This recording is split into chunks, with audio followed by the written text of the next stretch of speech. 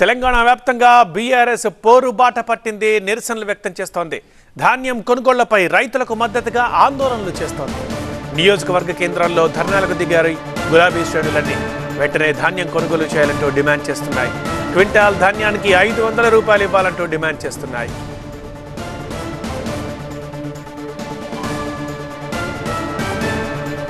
వరి ధాన్యానికి 500 రూపాయల బోనస్ చెల్లించాలని డిమాండ్ చేస్తూ మంచిర్యాల జిల్లా కేంద్రం ఐబీ చౌరస్తాలో బీఆర్ఎస్ ఆందోళనకు దిగింది.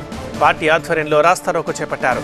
మాజీ ఎమ్మెల్యే దివాకర్ రావు, బీఆర్ఎస్ నాయకులు ఈ ధర్నాలో పాల్గొంటున్నారు.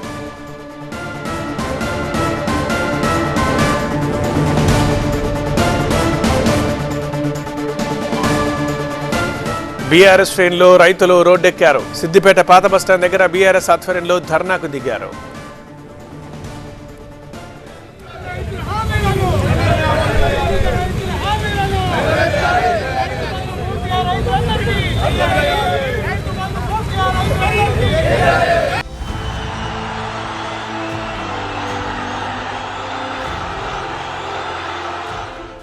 That ink is a semi-permanent dye called the indelible ink. We are the sole manufacturers of this indelible ink. Don't try to repair something which is working.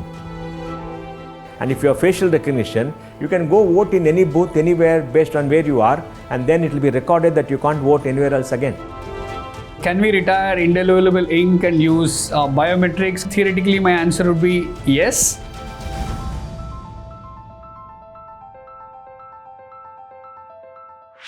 This and more. Streaming on News 9 Plus.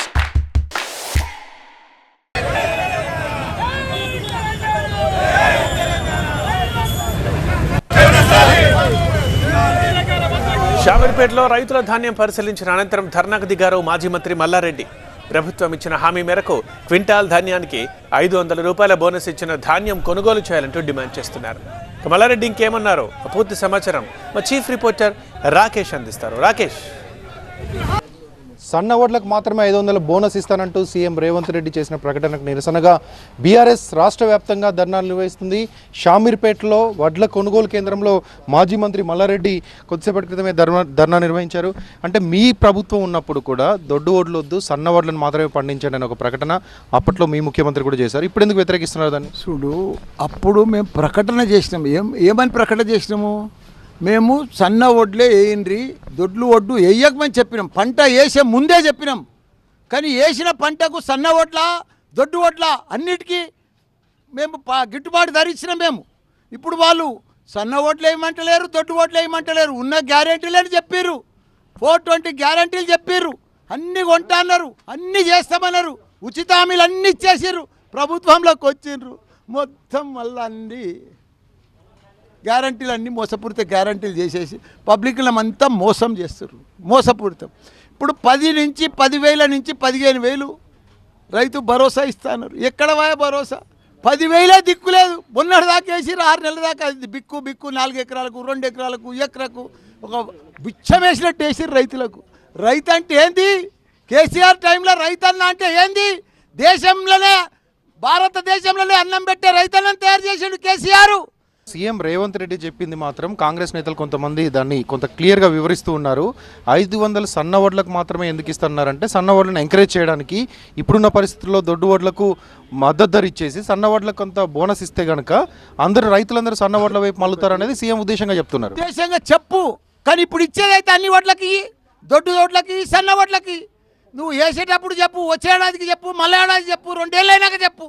అయ్యా బాబు, ఈ తర్వాత మీరంతా సన్న వడ్లు వేయరి, దొడ్డు వడ్డు వేయము, మేము కొనము, దానికి gift రాదని. ఒక్క గిఫ్ట్ లేదు, ఒక్కటి లేదు ఇప్పటిదాకా. ఒకసారి ప్రభుత్వం మారంగా నిజంగా అంత పంట తగ్గే అవకాశం ఉంటుందా? కాంగ్రెస్ అంటేనే కరువు, కాంగ్రెస్ రాగానే నీళ్లు మాయమైనాయి, కాంగ్రెస్ అంటేనే చెరువులు మాయమైపోయినాయి, కాంగ్రెస్ అంటేనే కరెంటు పోయింది, కాంగ్రెస్ అంటేనే పైసలు మాయమైనాయి, కాంగ్రెస్ రాగానే రియల్ ఎస్టేట్ పోయింది, మొత్తం దివాలు తీసింది తెలంగాణ అంతా. అన్నమో రామచంద్ర రైతన్నలు అయితే నువ్వు యాడనైనా ఒక రియల్ ఎస్టేట్, మా వాళ్ళు అంతా చాలామంది రియల్ ఎస్టేట్ బేరం చేస్తారు. ఒక్క తల పైసలు లేవు, ఒక్క తల బరకత్ లేదు, ఒక్క తల రూపాయి లేదు. ఏం చేయాలో అర్థమైతే లేదు. రియల్ ఎస్టేట్ అన్ని అప్పులు తెచ్చి ఆడ ఈడ కొన్నారు. మారుబేరాలు చేసుకుందామని. మా కేసీఆర్ మళ్ళీ వస్తాడు కదా, బాగా పెరుగుతాయి అని భయానాలు ఇచ్చి కొంటే ఇప్పుడు ఒక్కడు కొంటలేడు మొత్తం. మల్లారెడ్డి గారు ఇంత తిడుతున్నారు కాంగ్రెస్లోకి, కానీ మల్లారెడ్డి కాంగ్రెస్లోకి వెళ్తారనే ప్రచారం పెద్ద ఎత్తున జరుగుతుంది. చూడు, ప్రచారం వేరు, నేను తిట్టేది వేరు. నేను తిడతలేను, వాళ్ళు ఇచ్చిన గ్యారంటీలు అడుగుతున్నా, నిలదీస్తున్నా. ఇవాళ రైతులు బాధపడుతున్నారు, ఆత్మహత్యలు చేసుకుంటా అంటున్నారు, ఇబ్బంది పడుతున్నారు. నేనెందుకు పోతావా కాంగ్రెస్కు? నేను ఇళ్ళనే ఉంటాను, నేను బీఆర్ఎస్లోనే ఉంటాను. నేను ఇళ్ళకి గెలిచి అల్లకెందుకు పోతావా? నేను ఇళ్ళకి పోను. కాబట్టి కాంగ్రెస్ ఏవైతే గ్యారంటీలు ఇచ్చిందో ఆ గ్యారంటీలు ఇవ్వాలని మేము తప్పకుండా పోరాడతాం ప్రజల తరఫున. సో ప్రభుత్వం ఎలాంటి నిర్ణయం తీసుకుంటుంది? ఇప్పటికైతే బోనస్ అనేది అధికారికంగా చెప్పినటువంటి ప్రకటన కాదు, సీఎం ఇచ్చినటువంటి చిట్చాట్లో ఇచ్చినటువంటి ఇన్ఫర్మేషన్ మాత్రమే. ముందు ప్రభుత్వం ఈ దొడ్డు సన్న వడ్లపైన ఎట్లాంటి నిర్ణయం తీసుకుంటుందనే చూడాలి. Vote studio.